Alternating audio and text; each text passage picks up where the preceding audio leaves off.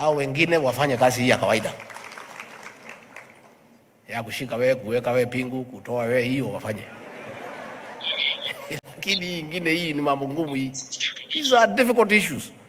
Even ourselves, and we are graduates, we are not able to understand those things. So that's why we hire accountants to advise us.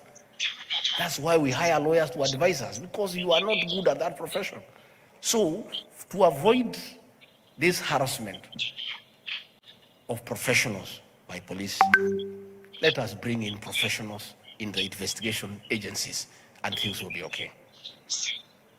Finally, you are aware we want to privatize all non-profit making state corporations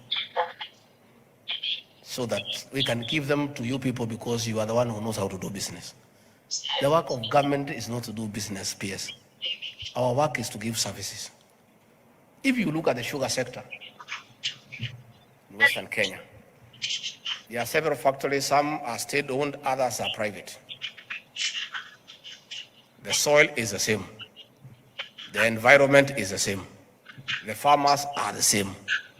The prices are the same. The only difference, some are managed by government officials, others are private. Moroni, Mumias, Nzoia, Chemiril, managed by public servants, all dead. Butali, West Kenya, managed by the private sector, making profit. Why does government want to do business? That's not our work. Our work is to build roads, to provide security, to give health services. Let us leave business to the private sector.